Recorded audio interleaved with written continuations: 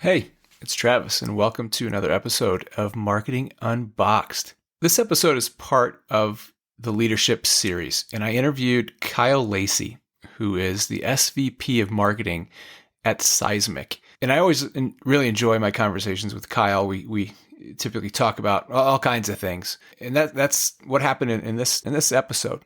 We talk about the transition and the experience of going through an acquisition. The company he was with, Lessonly, I guess still is with, he was acquired by Seismic several months ago. And we talked about what that meant from a leadership perspective. How did it affect him? What changed? How did he have to change? We talked about seeing talent beyond a resume, the importance of finding your niche as a leader, the gift of giving yourself some grace, and why end goals aren't really a thing. I think you're going to really enjoy this episode. I enjoyed the conversation. So sit back, relax, and enjoy.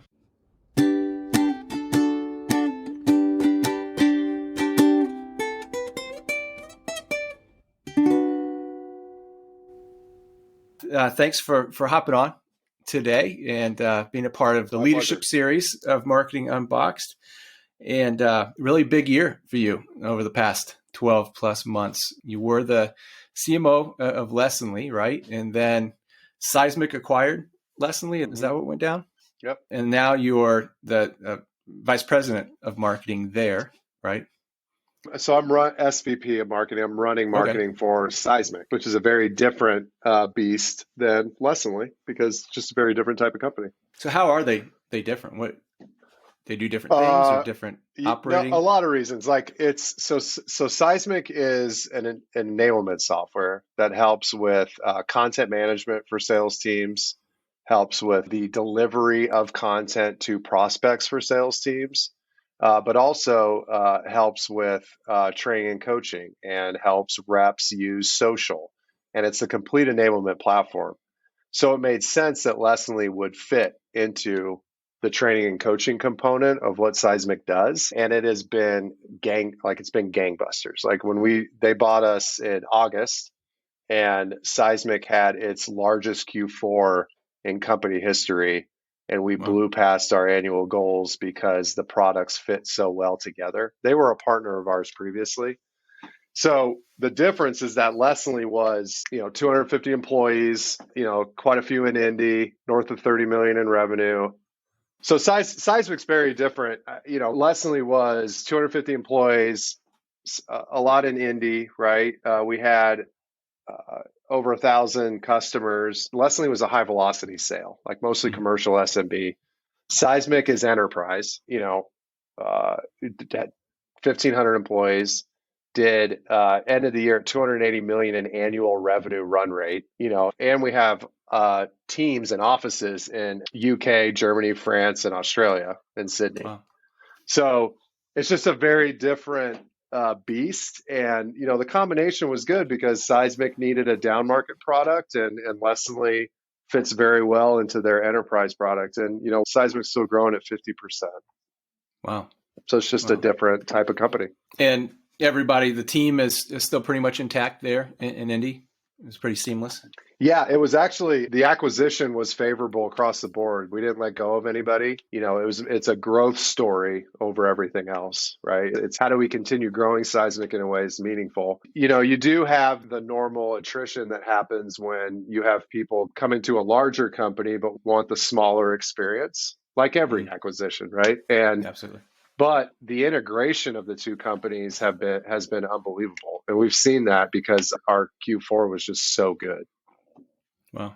And so how's your role changed? So you said now that you're leading all of marketing across Seismic. So I'm guessing your headcount increased, direct reports, entire team increased. Right? Yeah. So it didn't increase, but that's because I had the outbound BDRs at Lessonly. So it's actually maintained fairly similar, but I have a larger team that only focuses on corporate marketing, right? So demand, campaigns, content, web, brand, creative, events, field marketing. So we're between 40 and 50 people. And we also have inbound SDRs. The outbound BDR team lives in sales at Seismic. So It's a fairly similar size. It's just I have a larger team that focuses on a very specific thing. Gotcha. Yeah. And I remember, I think it was a few years ago that you rolled the BDR team, the outbound team, Yeah. into marketing. And, Yeah. and I thought that was very interesting. And as I heard you explain why, it made complete sense because they're responsible for leads. Yeah, and you want to unite top of funnel, like tip of the spear. And I think that what's important to note is that every company is different, every strategy is different. What worked for me at Lessonly will not work for me at Seismic, and what worked for me at Seismic won't necessarily work for me. So at Lessonly, it just worked really well because everybody was kind of rowing down the same. They weren't going against the current. Like that was it just worked. And I think that's an important lesson for leaders, existing leaders, people who want to be in a leadership role is there really is no kind of cookie cutter map, right? That what worked at one company is not necessarily going to work at another company. You have to be really flexible, agile, and open-minded to a lot of things, right? Yeah, the advice that I would have, the one thing that does maintain itself across different sizes and different markets is you, as a leader, you have to find your niche and find it early, right? Some people are revenue marketers, some are demand, some specialize in organic search, some specialize in content marketing. I started in content marketing, but I've niched myself in brand with a secondary focus on demand, right? But you have to find your niche because then you fully understand how to hire the right people around you in order to make up for your deficiencies. And it's not a deficiency because you're not talented, it's a deficiency because you're just not spending time in it. Because it's unrealistic for leaders to assume that you can understand everything. I think it's a lost cause. I don't think you should do it. You should hire the people that know what they're doing. Yeah, absolutely. Absolutely. Do you think that a lot of leaders come in with kind of a T-shaped marketing focus where they might be really good in one area and have a broad knowledge? Or do you feel like the best leaders kind of branch off and have several areas where they know very well and kind of more broad? Or I think it's more broad? I think it's more T-shaped.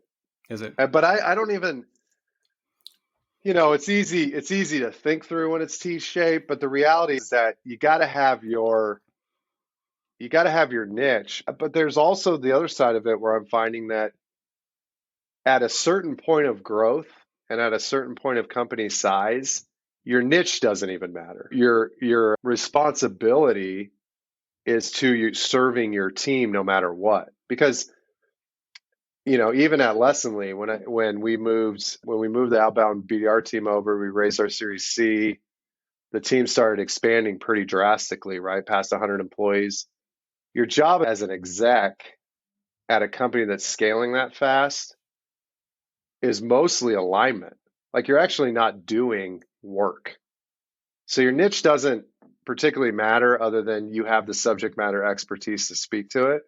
Your job is to make sure that all those talented people that you hired don't have obstacles in their way. And if they do, it's your job to remove them in a way that's meaningful. And I have learned that over the past year. Yeah. And do you feel any sense of, that, because you were a marketer, you came in, you're leading marketing, but your focus has shifted and it's more team, people focused strategy.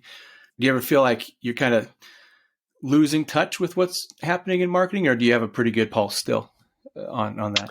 I don't feel like I'm losing touch because what is fundamental to scaling a company hasn't changed that much. Like you could, I briefly thought I was losing touch when Twitter Spaces started ramping and there was that Clubhouse app. And guess what?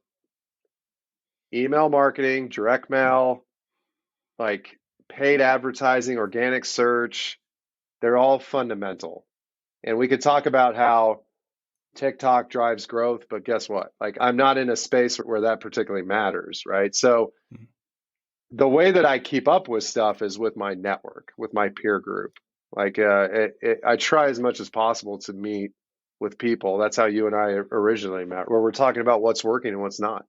Mm. And that's how I learn about things like ABM and website personalization. And then it's up to me to try to figure out if that's a strategy, if that's something that should fit in our strategy.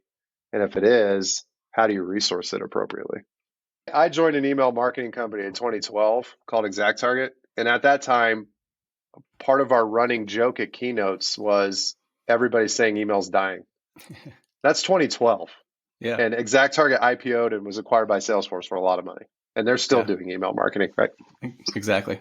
And I mean, in just the last year, maybe it's been longer than that. Time is just kind of some weird blur now. But I mean, newsletters started coming out of the woodwork, right? All of a Yeah. sudden, everybody wants a newsletter. Substack and yeah, Yeah. it's I mean, like, but you said it. It is not the tool. Like a lot of people think about like bright, shiny objects and stuff like that. And, what's the new realm of communication? And the reality is that what allows you to tell the best story possible that connects with the user, with the audience. And that's it. I don't care if it's email. I don't care if it's a written letter. It does not matter to me as long as it works, right? exactly. And how important would you say copywriting is in marketing? Do you think it's a core It's competency? it's a core competency. Now, that being said, I don't think you need to be great at copywriting and be a leader. Like I'm terrible at it. Terrible. Like I borrowed this from or stole it from the CEO of ExactTarget, Scott Dorsey, who now runs a venture capital studio called High Alpha. And at ExactTarget, he wrote a Friday email to the entire company for years. When after our acquisition, we published a Friday note book and everything. So I stole it from him, but I write this Friday note every week to the marketing team. And I have Olivia, who's on the content team, she edits it. And it is embarrassing how much she has to edit of my my copywriting skills. But that being said, I just it is if you're coming out of school and you want to be in marketing, I would highly recommend spending a ton of time and energy learning how to copyright, learning how to write long form, short form, mid form. It's a skill that not a lot of people have, like me.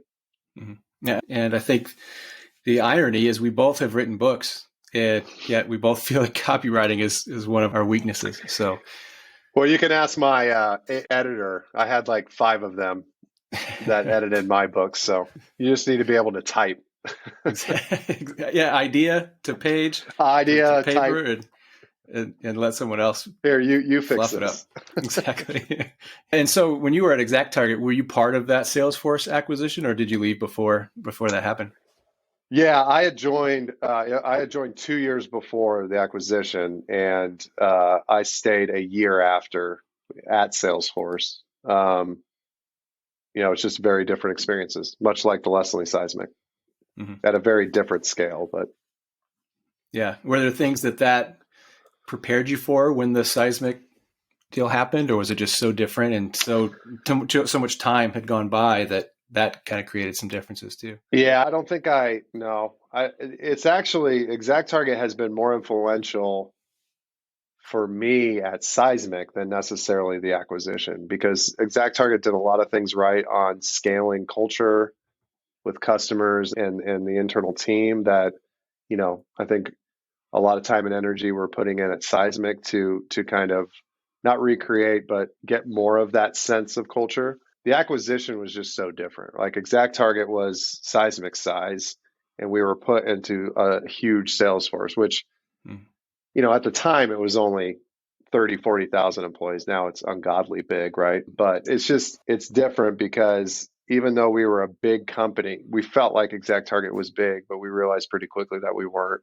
So, as you've kind of gone through your experience and throughout your leadership journey, what do you feel was a key turning point or the biggest event that happened that kind of changed everything for you? That kind of the light bulb went off, and it's like, this is what being a leader means, or this is how I should do it. Oh man, that's a great question. I've had a few.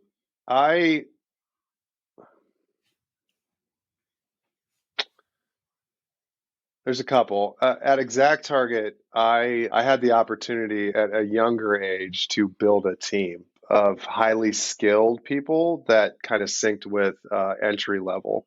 individual contributors as a first-time manager. Like that was pretty impactful for me because I realized how much influence I could personally have over careers and professional development. And, a young woman that I hired she was an intern at my agency, I think, or I maybe have interviewed for her. She interviewed as an intern, but I knew her from Anderson, where we grew up. I hired her at ExactTarget, and she's still at Salesforce, and she is killing it. Really? And I will never credit her success to me hiring her because she is so good at what she does. And one of the turning points for me was just to realize that you can give people a chance as long as you fully understand how to see talent outside of skill set, right? And the second example of that is that Ben Battaglia, who runs brand and creative for Seismic now, he was working at a nonprofit, and he really wanted the content marketing role at Lessonly.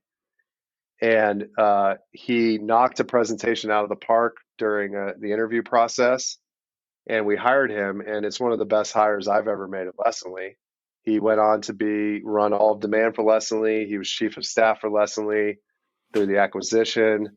He then came back to marketing to run brand and creative for Seismic, which is a huge international company. And he worked for a nonprofit before he joined Lessonly. And so the turning point for me was just understanding the value of seeing talent over somebody's resume, for number one. Another turning point is me separating my self-worth with my career. And it's still very difficult for me to do. But there was a point in Lessonly when it was pretty rough, like the growth was stalling, like it was just not a fun time. And I made the conscious decision to try to separate my self-worth from that because I felt very ineffective. And that was a huge moment for me because it helped me see kind of past my own head trash, right? And the fear of failure, getting past that fear portion of it and understanding that I am secure in the fact that I'm good at what I do and I need to just work really hard to try to get there. And if it fails, if it doesn't, great. That was a very long answer to your question, but just to recap, number one is seeing talent in people outside of a resume and experience that. And seeing them succeed is just so, like, it's why I manage. It's why I love it. And the second one is just removing your self-worth from failure or success within a job. Yeah. Those are two great examples. And I haven't had a lot of experience in being able to hire. The team that I inherited in my last role as a director, I inherited it. We didn't grow much. So I didn't really get a chance to do the hiring and watching them grow. And then the fear, I mean, that's such a big part of everything that we do, right? I mean, and I think it's even more difficult for people who on social, LinkedIn and Twitter, the good things that are happening, they don't really see behind the scenes and the fear. And I think you've done a great job of being open about that on LinkedIn, where I follow you more closely than probably Twitter. But, 'cause I feel like I kind of know that time when that happened, because I feel like you were very open about it and talking about disconnecting and spending more time with your family and things like that. Seismic's been working a lot on mission, vision, values, and one of our new values is we are vulnerable. And being vulnerable is such a core part of being a great leader. And the fact that people think that leaders don't fail and aren't vulnerable and don't feel like they're ineffective every other day and have shitty days and all that is completely crazy. Like, I have a hard time reading a lot of the social posts and LinkedIn posts from people where it's all rosy and here's the 5 steps to building a great business and all that crap, because it's dirty. And especially in high growth software where you're raising money and it's about growth at all costs and all that stuff, it's a very different type of mindset that you have to be in. And it's not perfect. And I'll have days where I'm like, I am terrible at my job. I'm so ineffective. This is embarrassing. I'm I'm a failure, blah, blah, blah, blah. And then the next day, I'll have a better night of sleep and I'm fine. Yeah. It's like, but I think for me, you just have to, I have to be secure in the fact that I know what I'm doing. I'm good at what I do. And as long as I tackle challenges head on and wrestle them to the ground, I'm going to be more successful than I will. Yeah, absolutely. Yeah.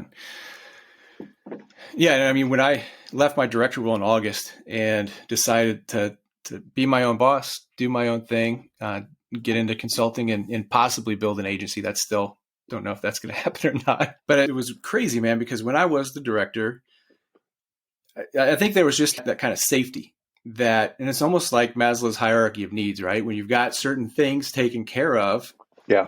you can focus on other things. And I felt like I was kind of creeping up on that self-actualization piece. And I was more confident, and I was learning like crazy and sharing like crazy, and ideas were coming, and I was connecting dots and sharing that connection on LinkedIn. That's one of the things I enjoy the most, is just connecting dots between different things and then sharing the idea, right? And then I left, and the imposter syndrome just overwhelmed me. And I just didn't feel like posting anymore. I suddenly, like, the only thing that changed was my title, right? But overnight, I felt like no one wants to hear what I have to say. I don't know what I'm doing now. So what am I going to post about, right? And and I still haven't gotten over it 6 months later of feeling comfortable, and I'm not posting every day like I was. I'm not writing anymore like I was. And it's just crazy how one little shift, nothing else changed. Not a single thing changed, right? But here's the thing.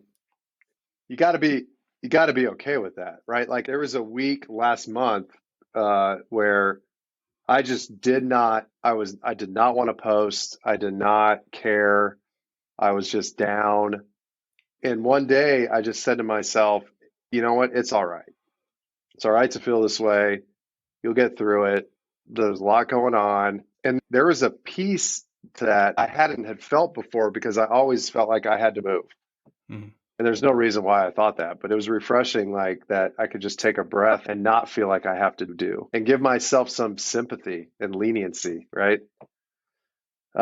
Because that's important. Yeah, I think giving yourself grace and the sympathy. Yeah, that's is huge. Better way to say it. Give yourself grace, for sure. Yeah, because it's tough, man, and it's tough. So, but then again, you put all of this in perspective with the 2 years that we had and what's happening in the geopolitical sphere with Ukraine. That's also added a complete different layer where, I'll be like concerned about a top of funnel growth for a segment, and I hear that a friend of a friend died of COVID, or all the stuff that's happening in Ukraine. Like, you got to put things in perspective, and it's very important to do that as a leader, because it helps you lead if you do that. Yeah. And I just feel like you just kind of, whether you realize it or not, almost start to feel the weight over time of just pile on after pile on, right, of COVID and Ukraine. And even though it's not directly affecting us, you never know. I mean, the only other thing I would note is it relates to, mindset and head trash. And especially with leaders that are in high growth software, a lot of people join startups and venture-backed companies for the end goal, right? The end goal could be a huge acquisition where your shares are worth a lot of money, or an IPO and then an acquisition. What I have learned is that you have to spend more time trying to figure out why you love what you do, outside of, I'm going to get paid if this works out. Because take it from me, getting paid because it works out, you're just going to go back to wanting to do it again, especially if you love it, right? And so, or you get paid and you realize, man, I don't want to do this again, right? So everybody strives for this end goal, and the reality is that there's really no end goal if you're driven, and you just need to keep that in mind, because you're gonna hit that end goal, and you're gonna sit back and be like, oh, that wasn't as satisfying as I thought it would be. Yeah, exactly. And I mean, yeah, what is the end, right? I will never stop work. I will never retire. This is me. Yeah, same here. Why? If you enjoy what you do, why would you? Exactly. And I think one last thing real quick. You had mentioned that you're going through at Seismic kind of a mission exercise and looking at values and mission and things like that. And And I think when you think about a goal, an end goal, which I agree, I don't think there really is an end goal, which is, I think, why this is so important is, in December, after I had been doing this for a couple of months and was starting to question, why did I take this risk? Why did I leave this stable, comfortable? And I think why I left it was too comfortable, right? I wasn't growing. I wasn't stretching. I felt stagnant. That was why. But I just started to question that. And in December, I sat down and realized I need to define my purpose and mission, and not just for my business, but for everything. And that was the best thing I could have done because it gave me clarity and purpose. And what I came up with was I took the risk that I took to not only have freedom, everybody wants freedom, right? But it was really, I want the ability to create experiences and memories for my family through what I do. It wasn't about building this business. It wasn't about getting a certain amount of money. Mm-hmm. It started to go beyond that. And so how important do you think that is for a leader, for a founder, for an owner of a company to maybe have a purpose and mission? It is fundamental, in my opinion, to whatever the end goal is. But I've also seen companies that have grown pretty significantly without a mission and vision, right? But the founders' goals were to give their employees the ability to make money, to care for their families, to then affect their community, right? Mm. And Lessonly, our mission statement was we help people do better work so they can live better lives. And that very much helped us grow and helped us have a unified mission, vision, values. Personally, I would say I need to do more work there in terms of a value statement. And there's an individual named Joe Stables, a friend of mine that I go to quite a bit as a mentor. He's a Seventh-day Adventist, and I am pretty much as close to an atheist as you can get, but I grew up Christian. And his comment to me during an interview where we talked about just fear of faith and fear of the church, his comment to me was he doesn't care where faith or belief is set. He cares about values. He's always had a set of values as an individual, and he will go back to those values constantly. And it really helped me as a person say, okay, well, I need to spend time and energy thinking through my value statement, not necessarily mission and vision, because I feel like yours is great, by the way. I might steal it, honestly, because that's exactly what I want to do. But it was more, I need to spend more time just figuring out a value statement as an individual, not necessarily a SVP of marketing. I think when I reflected on what I came up with as my reason and mission and purpose, what I found is when it is more personal, it's like that, it helps you get through the tough days, to be a professional, right? Because you're going to have bad days and you're going to still have to show up. And if you just have a money goal or something that's not as personal, then I feel like it's harder, as Seth Godin would say, like when you're running a marathon, great marathoners know where to put the tire so they can keep going. And I think it helps you find a place to put whatever you're feeling and keep going, right? Rather than just have a more monetary, quantitative goal. Yeah, that's a great way to put it. And I think you learn through experience, and anything that's quantitative measurement is fleeting. Mm-hmm. I'll tell you that much. Unless it's like the amount of kids you want to have or whatever. Exactly. Well, yeah, thanks, man. I really appreciate you coming on today and chatting about this. I think it'd be super helpful for a lot of people. Sure. And as always, great to catch up. Yeah, you too, man. I appreciate it. And that wraps up this edition of Marketing Unboxed. Just want to thank you for listening. And thank you for continuing to tune in. If you enjoyed the show, if you enjoy the podcast, please give it a rating, give it a review on Apple. I think you could do the same thing on Spotify. And if it's something you can do on any other platform, please do it. I really appreciate it. And it just helps and get the word out. And until next time, I'm out.